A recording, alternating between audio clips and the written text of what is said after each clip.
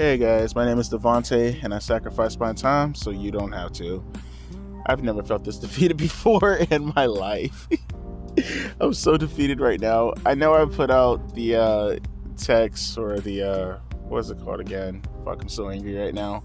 No, I'm not even angry. I'm actually sad. I'm actually more sad than I am angry. Even got a little bit of emotional. I'm not gonna lie to you, but I had to drink something. I had to abuse some substance. I swear. It's this new thing called Clipchamp that is built into Windows 11.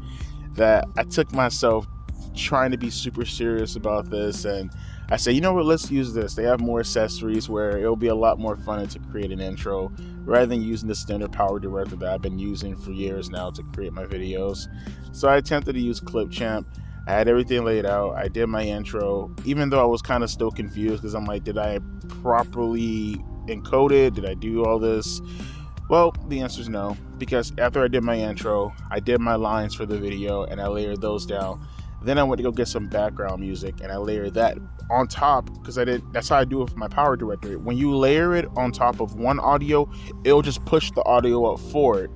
Whereas with this right here, where I layer the audio on top of the intro, it just completely overwritten it. It didn't even give me an option to like, oh, are you sure you want to confirm this? No, it just overwritten my entire intro. And I'm like, what the actual fuck? I click off of it, the entire software, because I'm thinking to myself, okay, maybe it got deleted, maybe it went to the recycle bin. But in the process of clicking off the entire software, because I was so frantic that I ended up not saving what I had as far as my lines were considered. And I recorded like 2.5 hours worth of lines. 2.5 hours worth of, look at this, look at my script.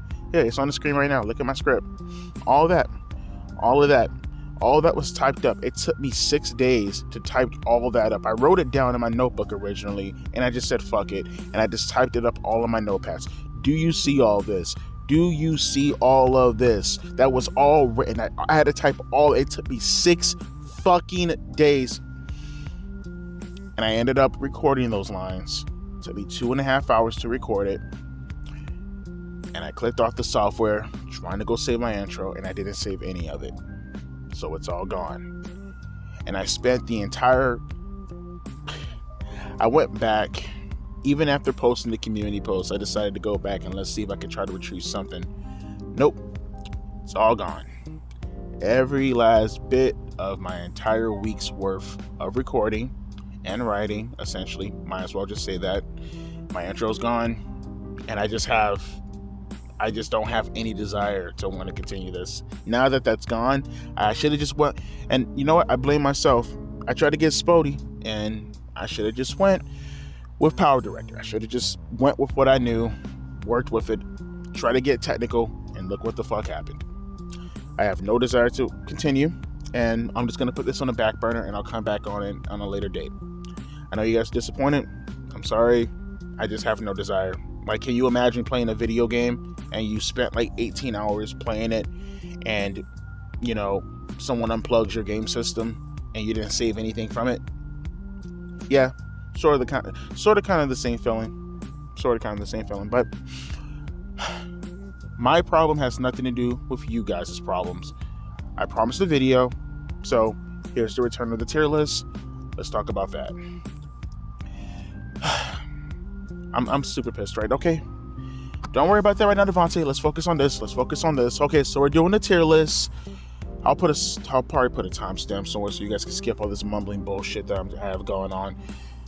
We have a tier list of the greatest WWE champions of all time. The way I did this was I looked at the record as far as the lowest time versus the record for the highest time. So that's how I ended up categorizing this. So it's going to go from Andre the Giant, who had the lowest time accumulated as far as having title reigns duration-wise, and the highest is going to be obviously Bruno Sammartino. So my opinion with Andre the Giant, unfortunately with Andre the Giant, from what I remember with the whole Ted DiBiase angle, he just gave it the belt away, right? That was the twin Hebner storyline on Saturday's Night Main Event, right? If I'm not mistaken. He gave the belt away to Ted DiBiase, so obviously he gets an E because he didn't have a reign. Rey Mysterio, very similar. Nothing really happened with Rey Mysterio. He won the championship belt during a tournament. Ironically enough, considering what's going on right now today, CM Punk left, quote-unquote, storyline-wise, left WWE with the WWE Championship. You guys remember the storyline. And they held a tournament to replace said champion, and Rey Mysterio won the belt for John Cena to... he turned heel, in my opinion. He turned heel, he came back, and he won the championship belt off of Rey Mysterio. So that was so fucking obnoxious. But it still happened, and Rey Mysterio gets an E for that. Kane won the WWE Championship at King of the Ring in 1998, which, by the way, folks, if someone has multiple reigns, I'm going to look at their best reign and then use that as a way to conduct whether or not I want to give them the appropriate grade, if you're curious. But Kane won the WWE Championship in 1998 during the King of the Ring match with Stone Cold Steve Austin in the First Blood. The match in itself was fantastic. I loved it. The interference with Undertaker, somehow, someway, Mick Foley after the Hell in a Cell match, and really Undertaker for that matter too, came back and God, oh my! They came back and they helped out the match with interference. They will never get away with that today. But Kane won the match. I think Taker hit Stone Cold in the face with a chair by accident. He busted him open. But the match was awesome. And then the following night, Austin wanted a rematch against Kane. Kane gave him the rematch. And he ended up losing the match to Stone Cold. It was a one-day reign. But even though it was a very, very, very, almost not even 24-hour, if you consider pay-per-views being 3 hours back then, and Raw going off the air at 11, probably wasn't even a 24-hour reign. Even though that all happened, I still like the setup and the circumstances behind it, so I'm willing to give that a D. People may be like, well, Devontae, it's not really a reign. Well, it was a reign because he was a former WWE champion. Even though it was for one day, yes, that's terrible, but everything that was set up behind it, I actually very much enjoyed. Vince McMahon. So, Vince McMahon, most likely, I think that was the 1999 episode. I believe, I want to say SmackDown, but I'm not sure. I want to say SmackDown was the episode. Because I think Raw is when Triple H was treating Linda like shit. Or I forgot the storyline, but Vince wanted to stand up for his wife. And essentially, he got into a match with Triple H for the WWE Championship. I think it was on SmackDown. And Triple H beat the dog shit out of his man. I mean, Vince fought back a little bit also, but Triple H hit him with like an elbow drop off the barricade and all this other kind of stuff. I don't know if Vince was busted open. I can't remember. But Stone Cold Steve Austin interfered, and he ended up beating out Triple H and hit him with a stunner that put Vince on top of him. And Vince won the WWE Championship, and he vacated the belt, I believe, on that episode of Raw, or maybe the following episode of SmackDown. I can't remember. My point being is, though, that's how the whole setup for the Unforgiven six-pack challenge match happened also. But the title reign in itself was obviously non-existent. I mean, Vince just won the belt for storyline purposes. So for that, even though... But it did have somewhat of an impact, I will say. But even at the same time, I mean, nah, it's still... At least Kane, something entertaining came out of it that was unpredictable. With Vince, can't say the same. Stan the Man Stasiak. Unfortunately, I'm going to give him an E, even though I should probably put a new bracket that says I don't know. You know what? I am going to do that. Make a new bracket. I'll put F for I don't know, because I'm not familiar with his reign. F can be for familiar. Let's say that. Even though I know who Stan Stasiak is. You know, if you guys aren't familiar, meet Sean Stasiak. That's his dad. If I'm not mistaken, he used to be with WCW. Oh no, he was Sean Stasiak was at WCW. He was with WWE also. Actually, he had his debut. He had Kurt Angle's debut match at Survivor Series in 1999. Believe it or not, his son. But Stan Stasiak, I think he beat Bruno Sammartino, if I'm not mistaken, right? In 1973. I could be wrong about that, or was that Ivan Koloff? Ironically enough, him, which I'm gonna put an F also because I'm not too familiar with his run. But they both have really short title reigns. But I think they both beat Bruno Sammartino in his 2 title reigns. I could be mistaken, but I think that's the case. And then maybe Bob Backlund beat Ivan Koloff. I'm not sure. I can't remember. I have to probably look that up. Rob Van Dam, his WWE Championship run in 2006.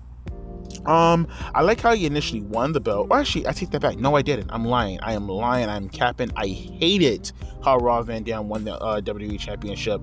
Paul Heyman coming in there and just making himself the official, I thought that was dumb. The setup with Edge, with the motorcycle, and spearing Cena through the table and all that stuff, that was fine. But Paul Heyman coming in there as the referee and making the official count, oh, that always ate at me. I never really took RVD seriously from that point on as far as champion, just because of what Paul Heyman did. I fucking hated that. I'm lying to you guys. I absolutely hated that.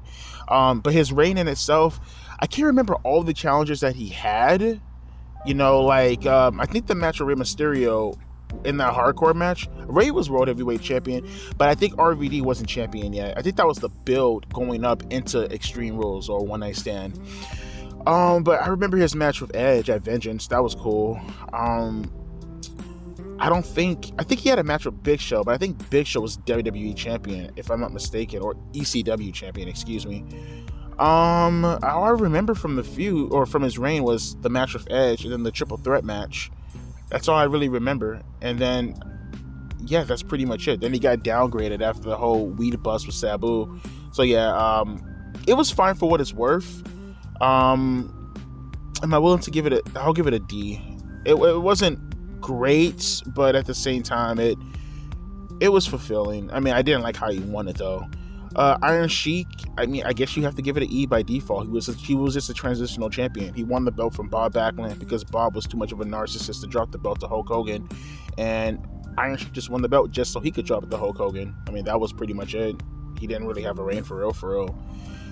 Buddy Rogers, kind of the same thing with Iron Sheik. You know, if I remember correctly, the story is, what was it? There was a situation with Vince Sr. and Toots Mondt when it came to the NWA, because that was around the time even before the WWF. Actually, Buddy Rogers, he's the first ever WWF champion, or I guess first ever WWE champion, if you want to put it like that.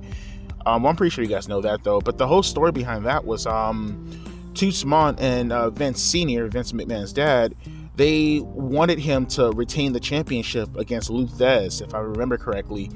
And the NWA body at the time, they didn't want that to be the case. You know, they wanted Lou Thesz to win the championship. They wanted him to be the poster boy for the NWA.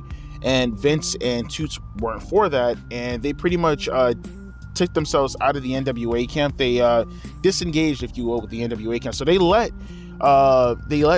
what's his name, Buddy Rogers, do the job for Lou Thesz, and then they just completely separated themselves from the NWA, like in 1962 or 63, I can't remember. And then they gave Buddy Rogers the inaugural WWE Championship, essentially, and then he dropped the belt to Bruno Sammartino like a couple of weeks later, maybe even a couple of days later, if I'm not mistaken. But yeah, he's a transitional champion also by default, so I have to give him an E. I have to by default, right? Batista, so I'm assuming it's going to be his 2010 run, because I think all his other runs were World Heavyweight Championship driven, if I'm not mistaken. I was sitting during that era, but I can't remember shit. But Batista's run with the belt, I didn't like how he initially got it, because I think that was the match with Cena. He had the Elimination Chamber match, right? And then he was tired, and then Vince McMahon, he kind of did what he did with Edge, but the only difference is Edge had a fucking Money in the Bank briefcase, and, you know, Batista didn't. And Batista won the championship from John Cena just randomly, again, like as if he was a Money in the Bank winner. And he didn't really have a run with it. He was kind of a transitional champion too. He just held the belt just so he could, you know, take the belt to WrestleMania to drop it to Cena. So that's an E reign also. I love Batista, and if it was his World Heavyweight Championship, we'd be probably talking about B's or A's, but I mean, we're not talking about the World Heavyweight Championship, we're talking about the WWE Championship, so there you go. Jeff Hardy, I don't want to say he was a transitional champion. Maybe he was, I'm not sure, but at the same time, it's like, you know, it was a nice moment. I think we're talking about the 2008 Armageddon match where Jeff Hardy won against Triple H and Edge. I mean, it was a nice moment. I think he hit the Swanton on Edge to win the belt, right? Or did he hit it on top of Triple H and Edge, but he pinned Edge? I think that's how it went. I'm pretty sure that's how the finish went. Some of you guys can remind me. But yeah, Jeff Hardy won the WWE Championship, but no, he didn't really have a run with it. You know, I don't think he did anything with it. I think his first defense was his last defense against Edge, unless someone happened in between. Then I'm not maybe he could have won against Vladimir Kozlov, maybe Brian Kendrick was in there, or maybe Triple H even, I don't remember. But I mean, all I remember is him dying in fireworks because Matt Hardy tried to murder him, and then he had this match against Edge at the Royal Rumble. I don't even know what kind. Was it a ladder? I don't think it was. I think it was an Extreme Rules match, right? Because I mean, Matt did come in the ring and just blasted Jeff with the chair. I don't think it was a ladder match because they had the ladder match at Extreme Rules. Great fucking match, by the way. But nah, Jeff, I have to give a E by default. Also, he didn't really have a run. Mankind. I'm not talking about his last reign, where that was legitimately a transitional also because Austin didn't want to lose the belt to Triple H at SummerSlam 99. This is Foley during the feud with The Rock in early 99, late 98, early 99. And I'm going to give that a C, even though the reign in itself was kind of, they were playing hot potato with it, and Foley never really had the belt for more than a couple of weeks on each reign. He had the belt 3 times, but I'm talking about the first 2 reigns. He didn't really have the belt for that long, but the matches with The Rock were so fucking incredible that, obviously we're talking about the ladder match on Raw, the empty arena match, the last man standing match at St. Valentine's Day Massacre, obviously one of the most infamous matches of all time, the Royal Rumble I Quit match. Yeah, you can say what you will about the reigns as far as the credibility is concerned, but I enjoyed Foley's reigns with the belts because it was just awesome. I can't go any higher than a C just because he didn't really do anything with his reign, but the matches that he had were fucking fun as shit. Bray Wyatt, sorry guys, I just talked about this a couple of days ago. Grow some herring balls and go watch the video. Bray Wyatt has shitty reigns. I mean, whether you're talking about The Fiend, which I can't even remember what, Bryan Danielson, The Miz, I think was his last only 2 matches with the belt, and those matches were shit. I mean, well, Bryan Danielson was actually pretty good. The strap match with Bryan was actually pretty damn good. I mean, I actually kind of almost want to give it a D just based off of that match alone, but then I have to take into consideration, which I guess I should have taken into consideration. I won't really focus on the Bray Wyatt, Randy Orton stuff, when he left the Elimination Chamber, and then he was kind of being a transitional champion for Randy Orton. I'll focus on The Fiend. But then he lost the belt to Goldberg in such a shitty way. Yeah, I gotta give it an E, folks. I'm sorry. I tried to be charitable. I was gonna give it a D because I thought the feud with Bryan Danielson was okay. Or I thought the feud with The Miz was actually pretty decent. The matches with Bryan Danielson was okay. I'll give Bray a D. Yeah, I'll give him a D. Sergeant Slaughter,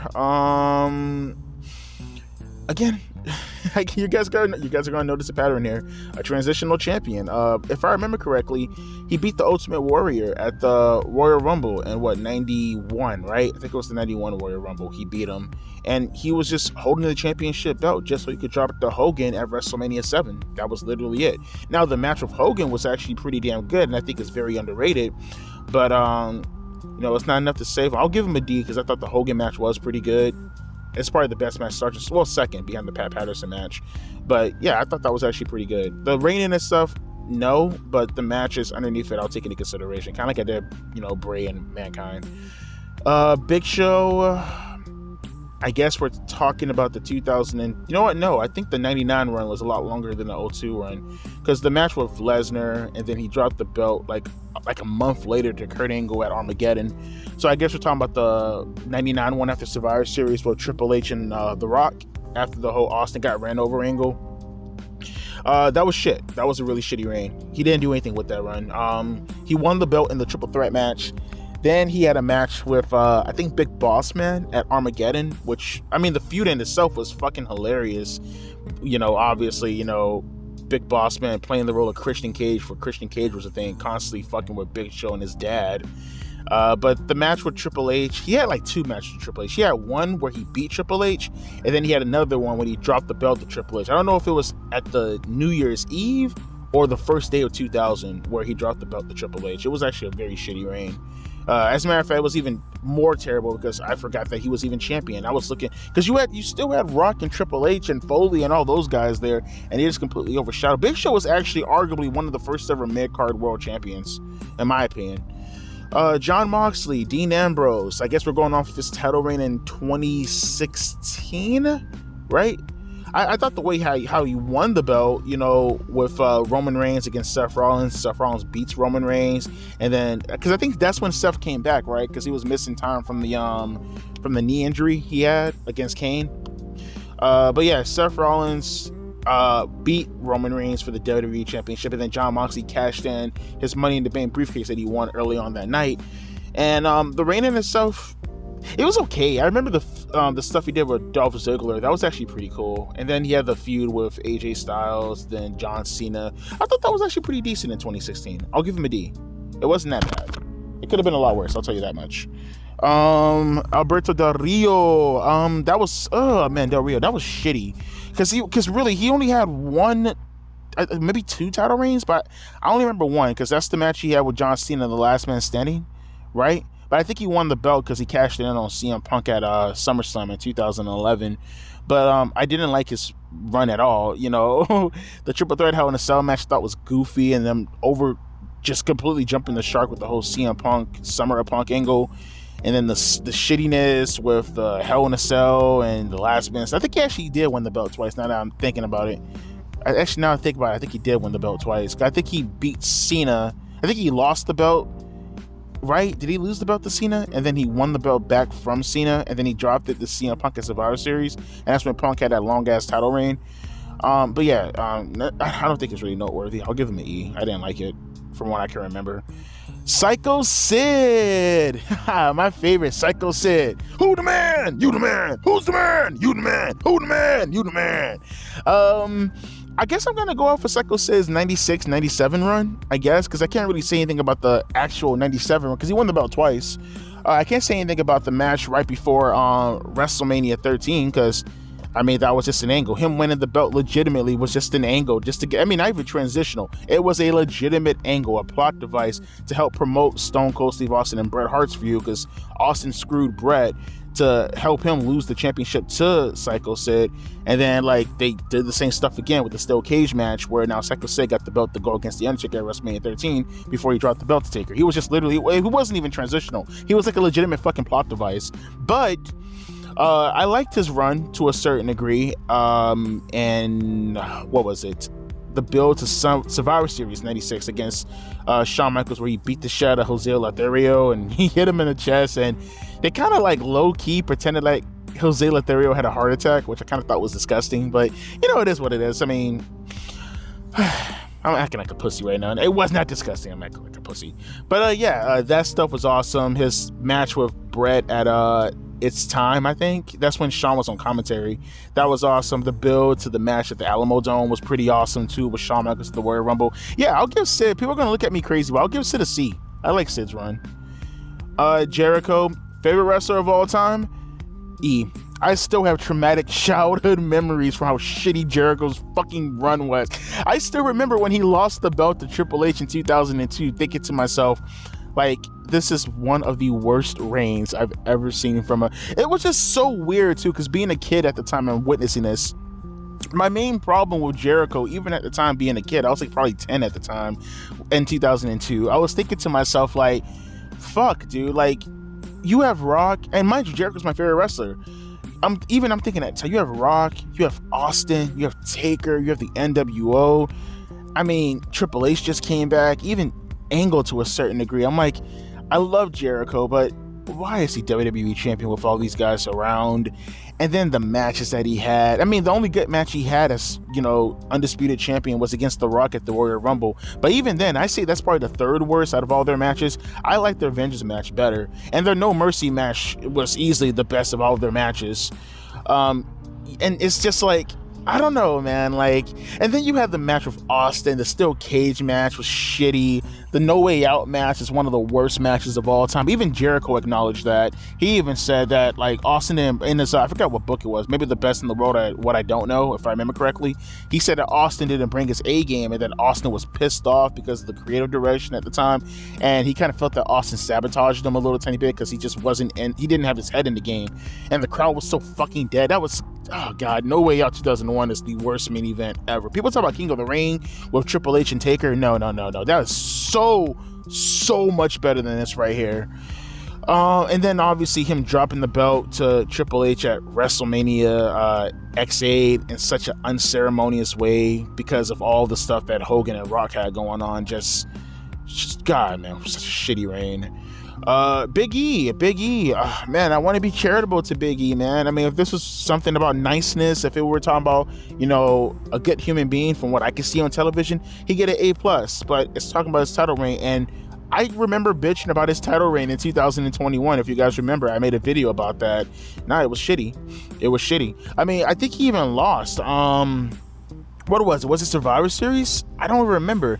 He had a match though, if I remember correctly, where like was it against Roman Reigns where he looked like a complete fucking scrub? I think it was maybe Roman Reigns, I think. In 2001, did he fight Roman Reigns in 2001 at a champion versus champion match? I feel as if he did, because they were just booking so weirdly. They had Roman Reigns and Bobby Lashley and Big E, I think, in a triple threat match.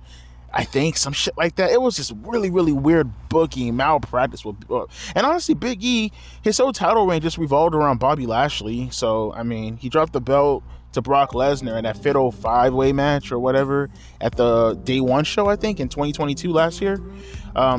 Again, I mean, I wish him the best, but that title reign was absolute shit. But at least he got the chance to win the belt, so there you go.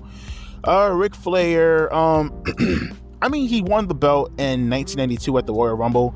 That was pretty cool. But the actual feud in itself was sad, which is the only thing worth talking about. And don't get it twisted, that was a really fun feud. Flair being obsessed and stalking Miss Elizabeth just to piss off Savage, him saying that, Miss Elizabeth, was fucking with him. Or, I mean, literally, they did the whole Faith Evans, Tupac, Biggie, hit him up. That's why I fucked you, bitch, you fat motherfucker. That's essentially what Ric Flair was saying to Macho Man the entire time, which must have been fucking awkward, because I think that's around the time when Savage and Elizabeth, I think they already had their divorce at that point, right? So that must have been really, really fucking awkward. But I love the storyline. The storyline was fantastic. But unfortunately, that's pretty much the crux of his entire title reign, was from the Royal Rumble in 92 to WrestleMania 8. That was essentially it. I'll give it a D because I really did dug the Macho Man storyline. But that's pretty much all he had going for him, was just that. And then he had the match in itself with Macho Man, and he bladed. Because the story is Bret Hart and him both bladed on WrestleMania 8, but Flair got fined because they thought Bret did it hard way, and Flair obviously intentionally fucking bladed. So that's a fun story. Eddie Guerrero, his initial match with Brock Lesnar is obviously legendary. I can't take anything away from that. But at the same time with Eddie, his match with Kurt Angle was okay. People overrated it a little tiny bit, but I still like it. It's just like people like, oh, it's one of the greatest WrestleMania matches. No, it's a good match, but let's not get carried away. His match with JBL, both of his matches, the Judgment Day match is just legendary because how much fucking blood. People actually make it a point. They say that the match with JBL at Judgment Day, I gotta go look that up. But people say, I don't know how much validity it has to. People say that match actually helped contribute to Eddie's death. I'm not sure how that works or what's the validity to that, but I hear a lot of people say stuff like that. But yeah, he did go on a shock. That is true. After the match, he lost so much fucking blood, he had to go on a shock after the match. But the iconic look of Eddie Guerrero doing his shimmy with the WWE Championship with blood running down his face is fucking iconic. I love that. And then he dropped the belt, obviously, at the Great American Bash. I'll give Eddie's reign pretty high, just because of the matches that he was having and how legendary, he looked with the belt at the time. And I like the angles with, JBL also, the portion angle, him, another heart attack angle with his mom. I liked it. I liked it a lot. That was cool. Edge. Obviously we're not talking about the initial run because he cashed in on John Cena after New Year's Revolution, his match in the Elimination Chamber, but then he lost the belt to Cena 2-3 weeks later at the Rumble. So I guess we're talking about the one after RVD dropped the belt in the triple threat match. I'll give that a C. I actually dug that. I like the feud with Edge and Cena going throughout 2006. That was actually pretty cool. I like that. The match at SummerSlam, people make shit on because the brass knuckles finish, but it was all building up all the way up until the TLC match. The TLC match with Edge and Cena at Unforgiven, and I think it was they were in Toronto, right, with Edge's hometown.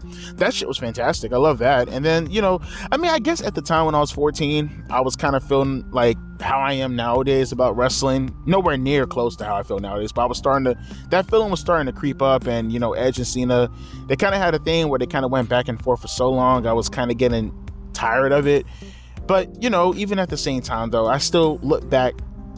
I mean, now it's 17 years now. I look back in fond memory, and I thought they did a good job. I thought Edge had a pretty decent run with the WWE Championship.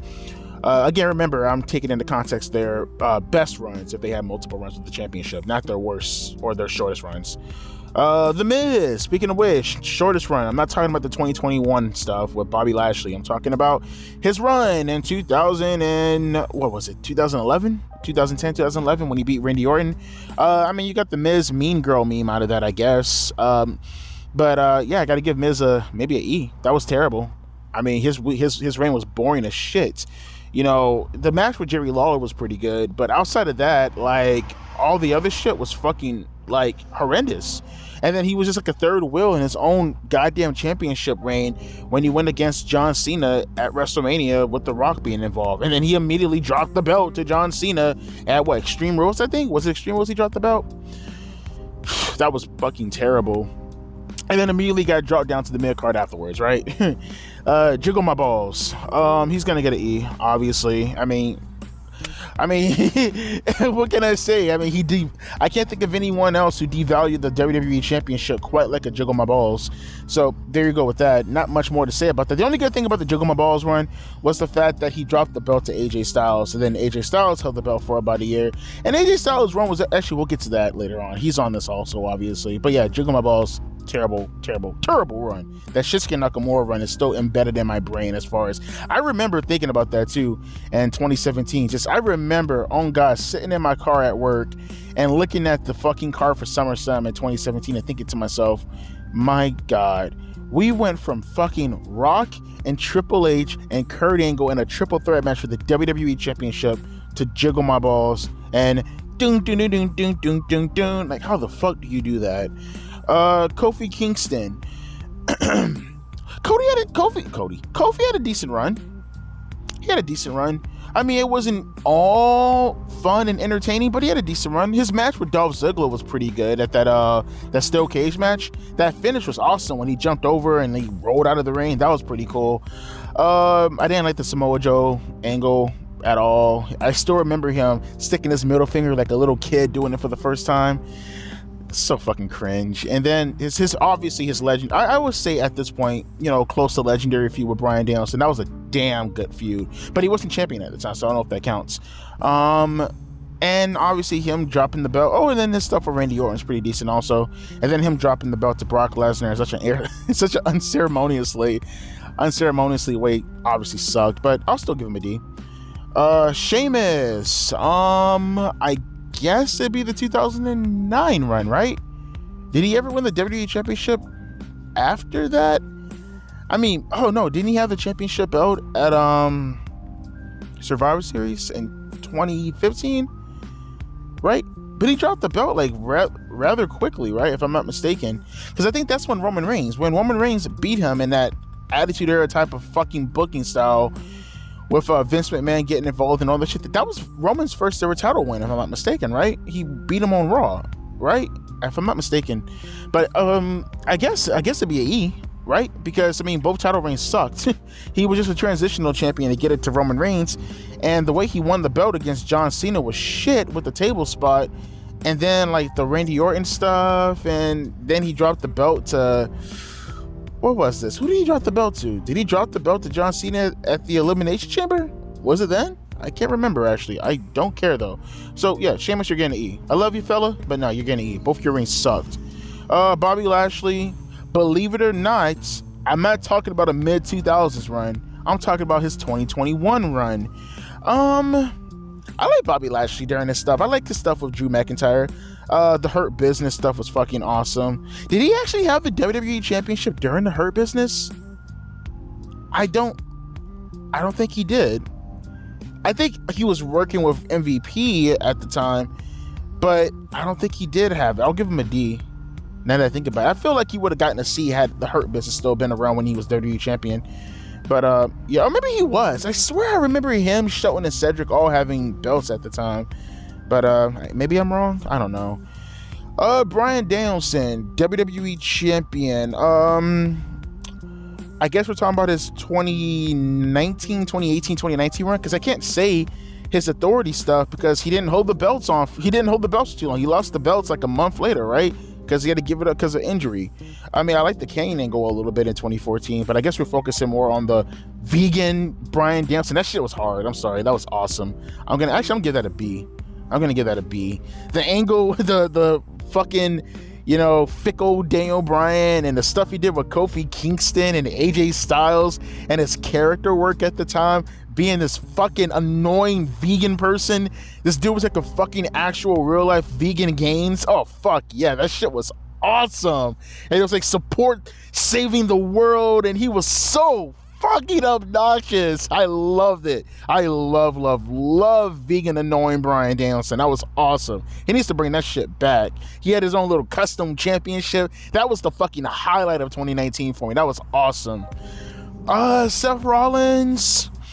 What are we going off of here, guys? I guess it'd be what, the 2015 stuff, right? I guess that's what we're going off of, 2015. I don't really remember much from that reign, right? Did he relinquish the belt because of injury, or did he lose the belt? I think he had to relinquish the belt, right? Because of the whole stuff with Kane. But like the John Cena stuff, oh man, that was, God, I mean, you guys may disagree because maybe you were at the appropriate age at the time. Folks, I was 23 years old in 2015, and let me tell you what, 2015 is the closest I ever came. I talked about this before. 2015 was the closest I think I ever came to just completely giving up on professional wrestling. I'm sorry. And Seth Rollins was at the helm of that. That Brock Lesnar, I remember that Brock Lesnar car angle. God, yeah, Seth was cringe. He was fucking cringe. I don't really consider the championship he's wearing, because if it was the championship reign that he's currently going on right now, I think this was a hell of a lot better than the authority annoying angle he had in 2015. I feel like I would be a lot more charitable if we were going off of this reign versus his 2015 win. That was just, God, I hated that. The Undertaker. What will probably be the better run to go off of? I think he had the belt longer in 97 than he did in 2002, because he won the belt in 02 at Judgment Day in May, and then he dropped it in July at Vengeance to The Rock. So he only had the belt for like 2 months. I mean, I liked it a little tiny bit because of the stuff he was doing with Kurt Angle, and I think actually, yeah, it was Kurt Angle and Triple H. That was pretty much the only two things he did with the belt. Kurt Angle, Triple H, and The Rock for the most part. So I guess I'll go with the 97 run, because that was the more funner run, with the blackmail angle with Paul Bearer, the work he did with Farouk, the work he did with Vader, which is one of the best big man matches of all time at the Canadian Stampede show. Who else did he work with? He worked with Foley, and one of the most underrated fucking matches of all time is Revenge of the Taker with Mankind and Undertaker. That fucking match kicks so much ass, and it never gets talked about. And then obviously his work with Bret Hart. Yeah, Taker's gonna get a B. He's gonna get a B. His 97 run was fucking awesome. I love Taker's 97 run.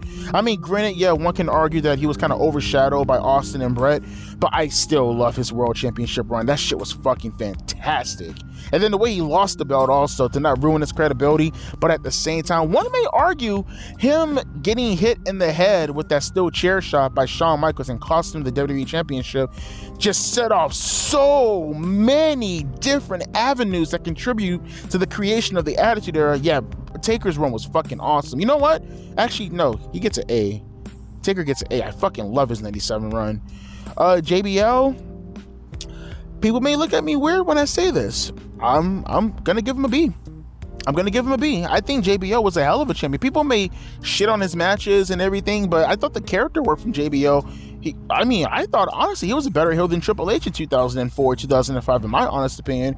I could tell you, as a person who was in middle school in like the 7th or 8th grade at the time, it felt like JBL had that belt for fucking ever. I mean, I guess it was like, what, I think he said 280 days as world champion, if I remember correctly, in his promo with Cena.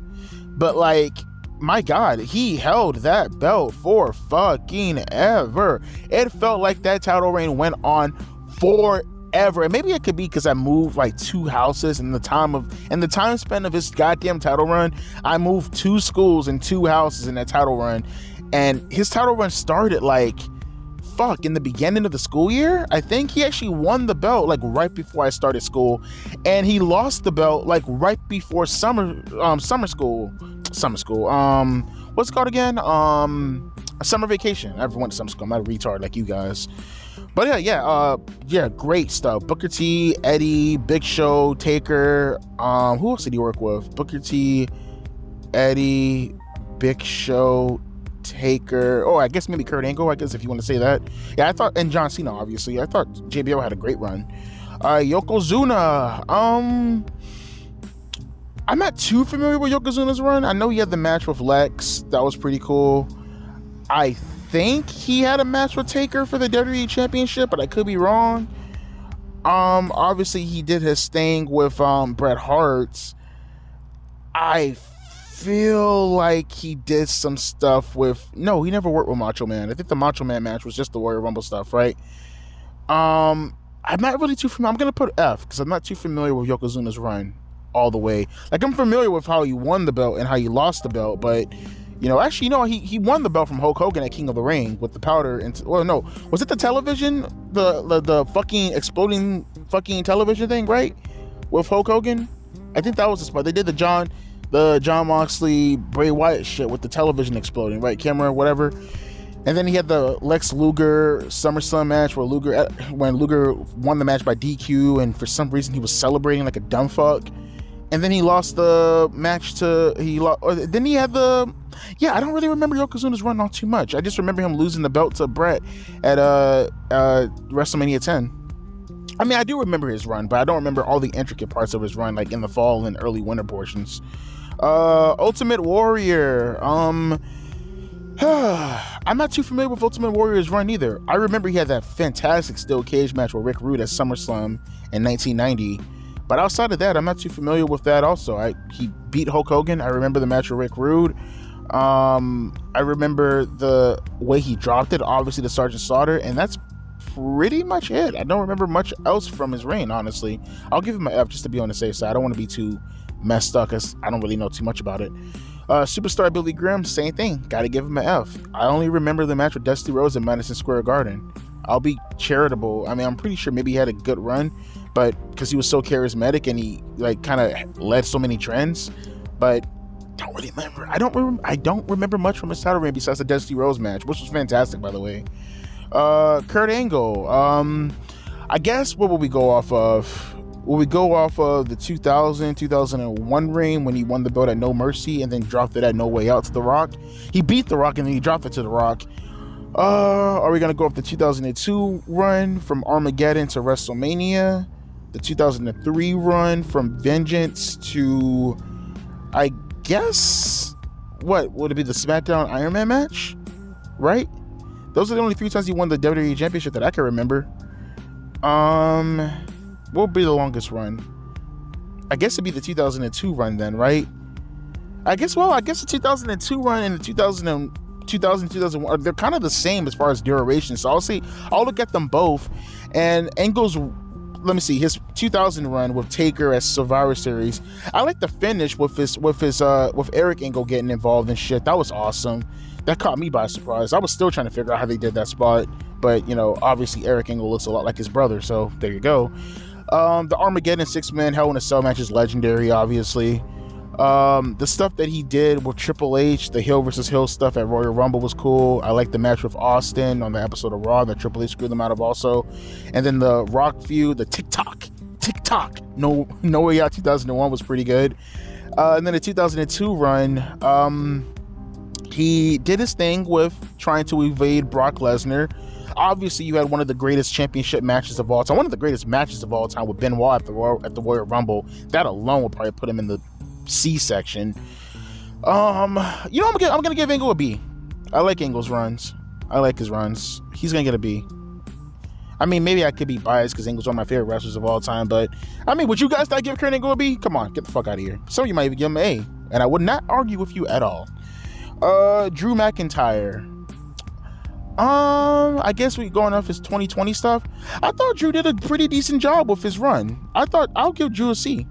Honestly, I thought Drew did a decent job. The match with Seth Rollins, Bobby Lashley, who else? The Randy Orton feud was actually fantastic in 2020. I love this Randy Orton feud. If you guys remember some of the earlier reviews, I love this Randy Orton stuff.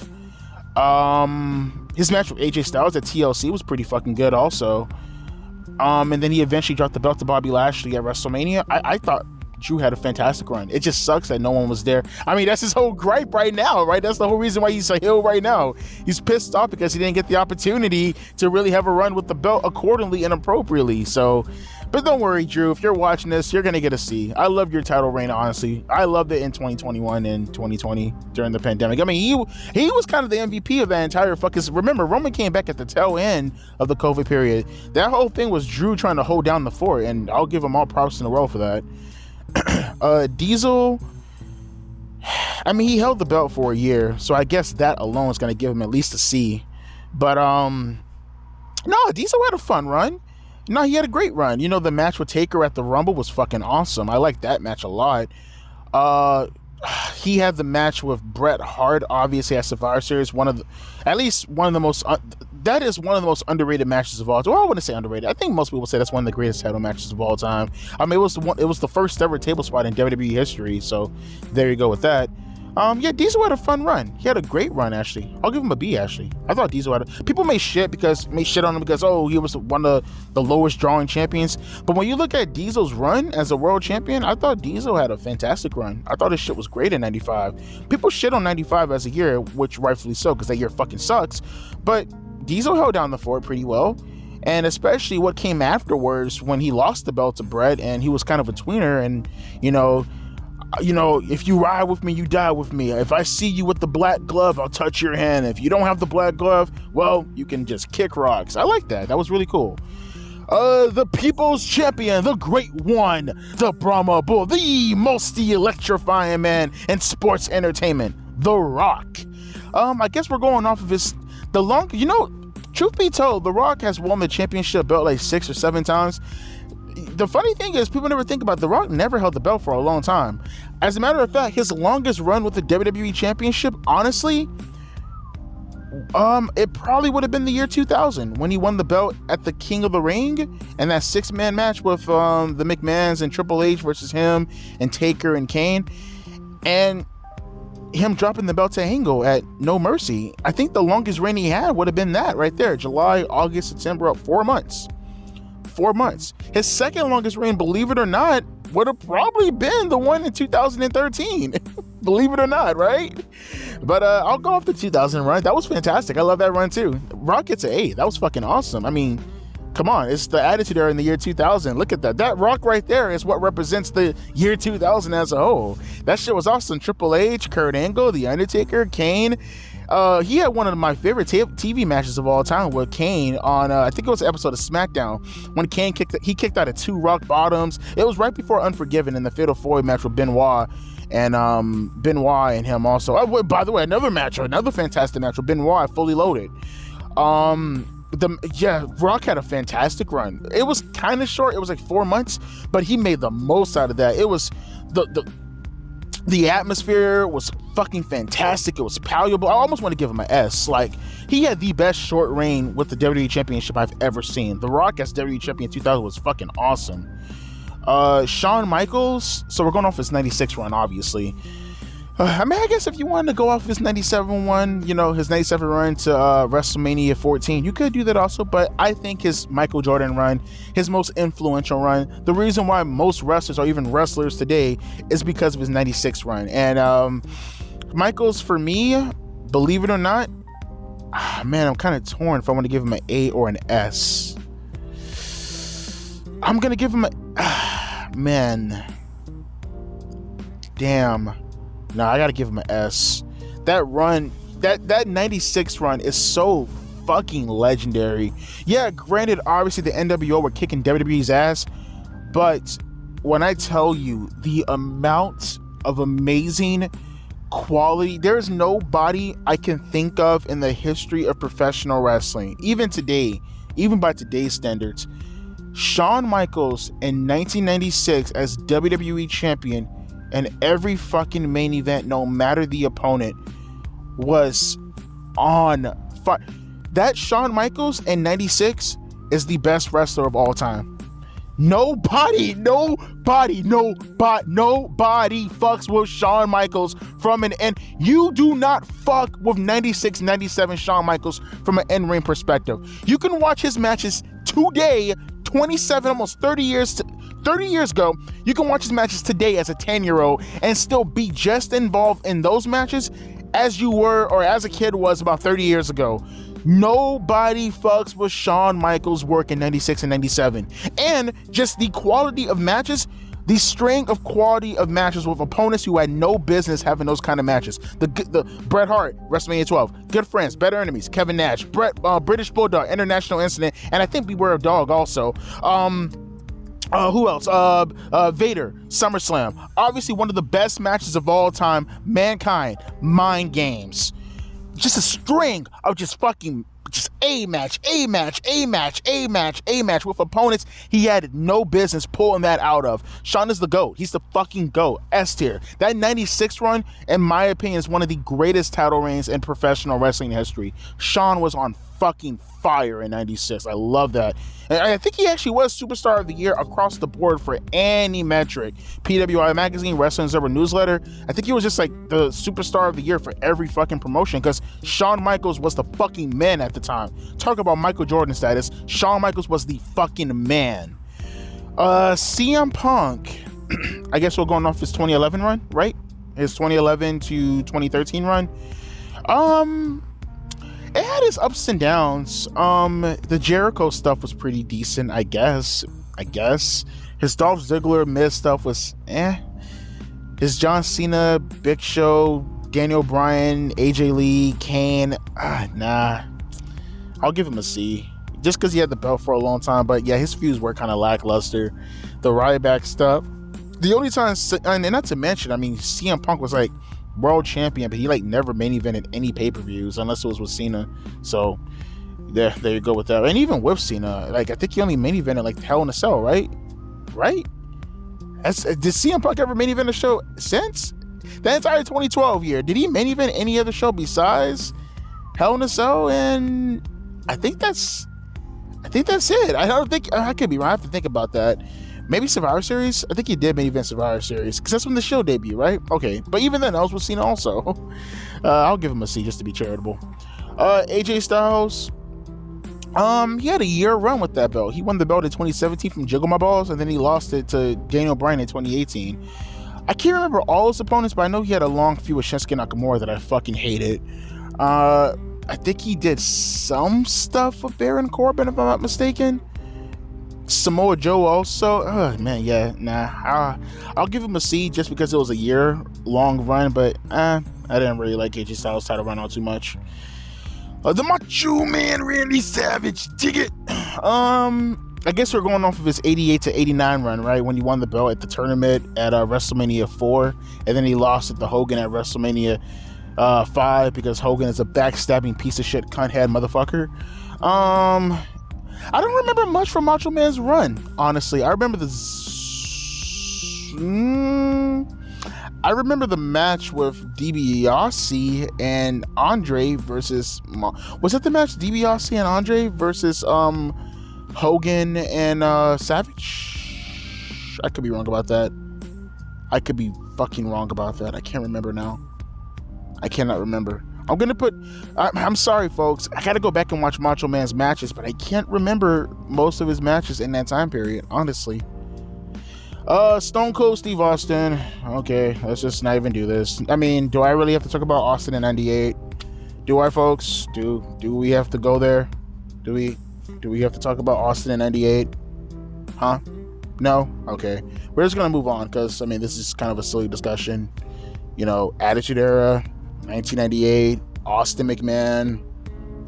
You know, do I really have to go there? Do I really have to talk about Austin's reign between WrestleMania and SummerSlam alone? No, I don't think I have to. Okay. How do I know I don't have to? Because WCW doesn't exist today. That's why I don't have to. Triple H. I guess Triple H has so many goddamn title runs. What would be Triple H's most... his most famous run would be with the World Heavyweight Championship, if anything. So I guess we're going off to the WWE Championship. His most famous run will probably be... Triple H's most famous title run. I want to say 2000? But damn, he just kept swapping the belt with The Rock so much that I can't even say that also. He just has so many fucking title reigns. So I'll just say the year 2000 as a whole.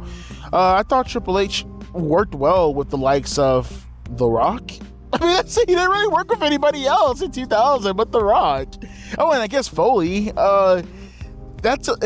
Maybe Big Show, but even then, they're kind of stretching it a little tiny bit. I mean, it was all great and shit, but he just has so many, like, hot potato runs before he had the World Heavyweight Championship. I guess the WWE Championship, based off of quality, I can't give it that high, but he did have a fun reign. I'll give him a C. His reigns were fun, but they weren't quality because he kept playing hot potato with The Rock with it. You know? So, yeah, I mean, the longest time he had the championship in 2000 would have probably been when he won it from Foley in December or January, and then he dropped it to The Rock in April, right? Yeah, I guess if you're looking at it from that perspective, that entire run was fucking fantastic. But, I mean, he only wrestled two people. He only wrestled, I mean, if you want to say Big Show in the Fatal 4-Way match at WrestleMania, maybe, but it's really just Foley as Cactus Jack and The Rock. That's about it. And maybe Jericho if you want to throw him in there. Bret the Hitman Hart. So we're going off of Bret's, I want to say his 94 run. His 94 to 95 run? 94 to 94. Because he lost the belt to Bob Backlund. That's when Bob Backlund dropped the belt to Kevin Nash. But then, no, I don't want to say that either. I think Bret, because personally, I think even though Bret had incredible matches. Oh, by the way, Bret's going to get, for me personally, his matches are way too quality. Bret's S tier also. Because, like, if you're talking about his 94 run, then you can make an argument that it's A tier. Because, you know, just the match with Owen alone in the steel cage is just enough to put it over. But when you talk about Bret Hart's quality of matches, just for 92 alone, bro, the ladder match with Shawn Michaels, I think that was for the WWE Championship. No, that was for the Intercontinental Championship. I'm sorry. I'll get that mistaken. I guess we're talking about Bret Hart and what would it be? I guess Bret and Shawn at Survivor Series. I guess we're talking about Bret and Razor also at the Royal Rumble. I think Bret also had a match with Ric Flair in a rematch. That was fucking awesome. I gotta look this up. Did Bret fight Mr. Perfect for the WWE Championship at a house show also? I feel like he did, but I'm not really sure. But Bret had just quality match with the fucking quality match with the fucking quality match with the fucking quality match throughout 92 going into 93. And then if you want to take into context 94 and then put it together with it, yeah, I mean, Bret was just on fire from an in-ring perspective. I almost want to give him an A though, but his matches were just so fucking good. Maybe not quite to the level of Shawn Michaels, and maybe not. Yeah, I'll probably give him an A just to be fair. I'll give him an A because he had just so many good quality matches, but I can't put him quite at the level of what Shawn did in 96 and what Stone Cold did in 98. Bret's 92 to 93 was legendary, but it wasn't like to that degree in my opinion. But still, very high quality stuff. Randy Orton. So we're talking about Dickhead Orton, right? So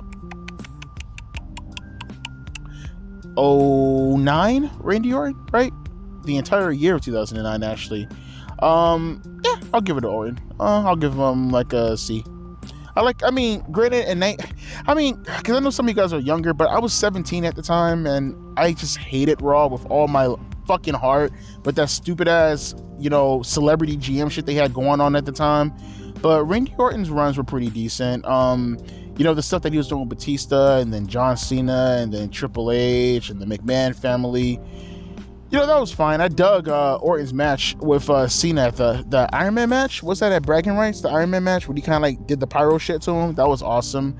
I mean, he had that terrible match with Cena with the interference and fucking overbooking bullshit at SummerSlam, which CM Punk and Jeff Hardy saved.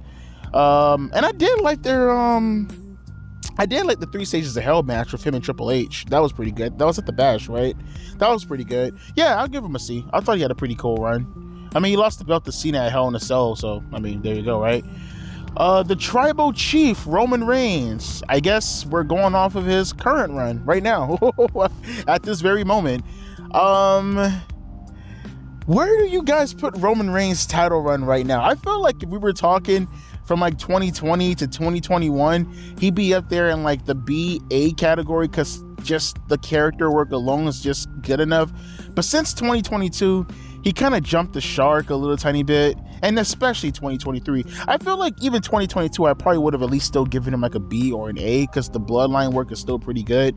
But he's not defending his belts nowadays. And this year, his run has completely ruined the most part what good faith he has built up in that. I got to give him a C, folks.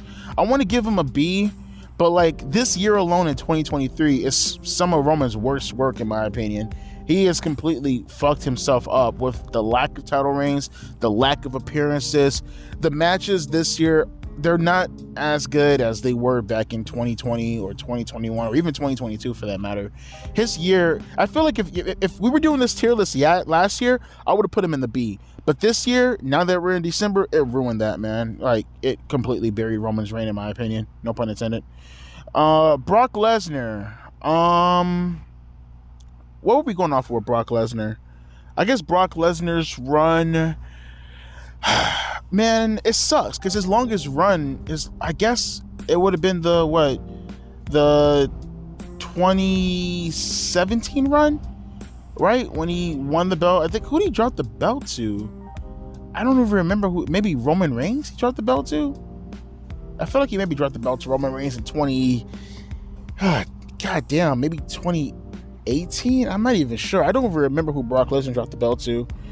But yeah, that ring was shit. But then at the same time, because Brock is one of the cats where he has like two sides to his career. You can look at that, or you can look at the Undisputed Championship run that he had in 2002.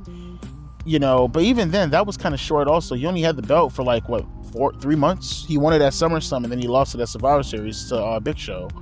So, I mean, even then. But then again, the reign that he had, I mean, granted, he only wrestled, for the most part, just The Undertaker and Big Show. But, like, the match at Unforgiven with The Undertaker, even though it was, like, disqualification finish, I thought that was good.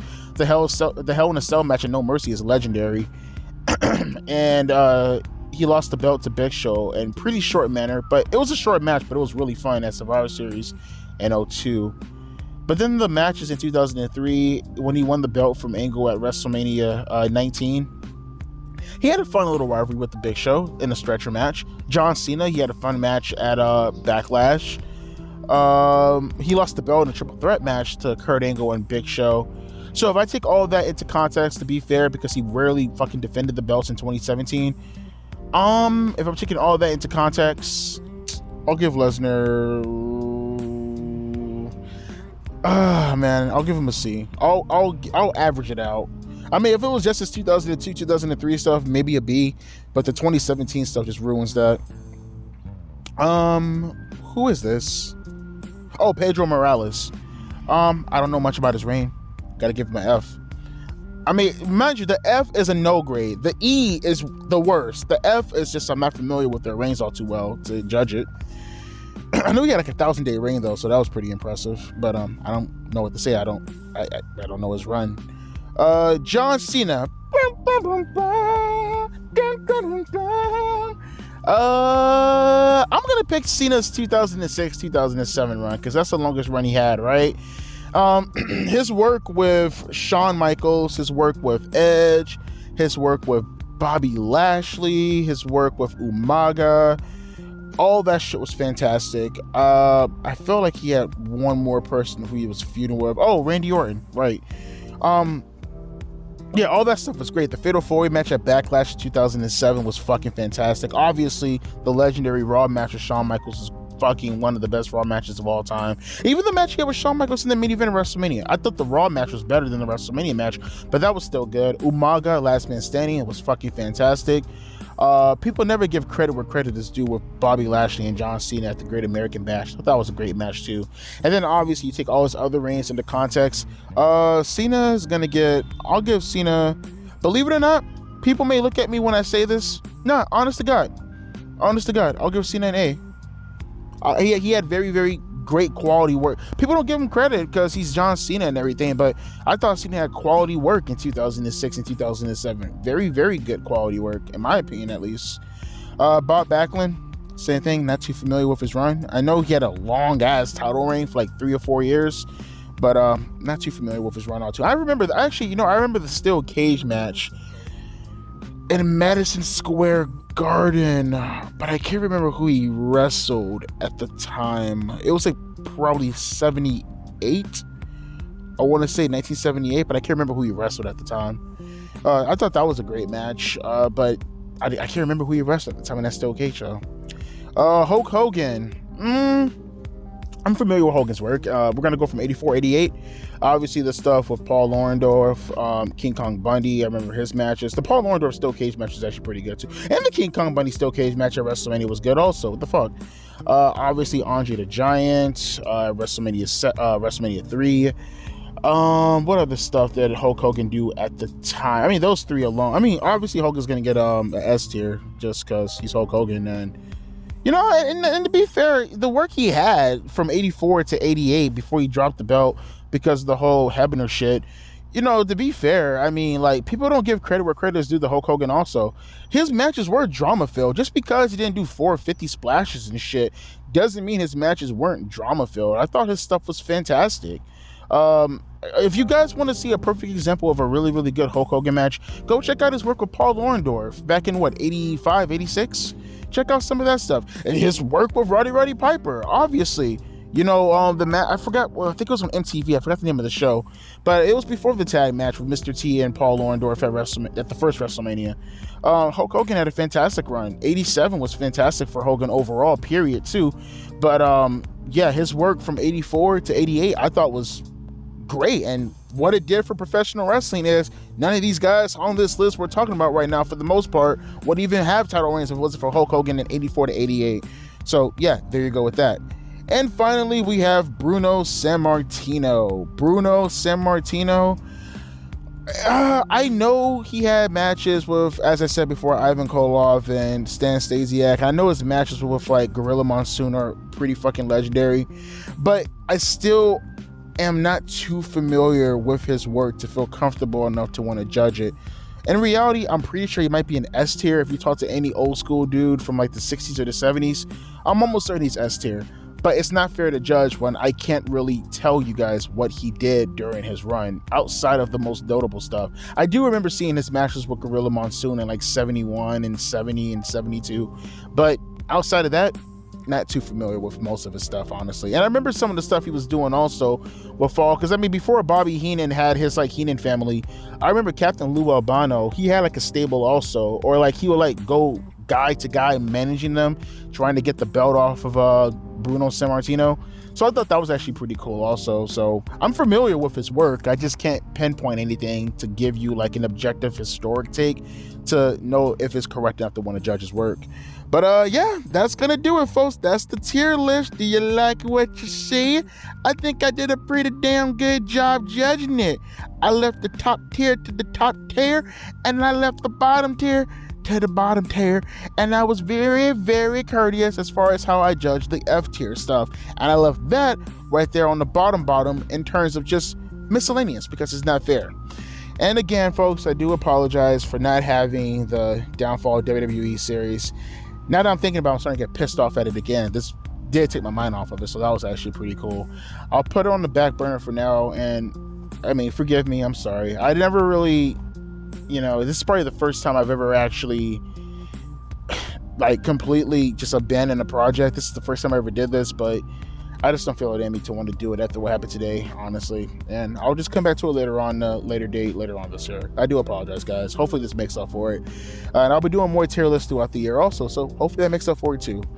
As always, my name is Devontae, and I'll be catching you fine gents later. Deuces, P. Eyes.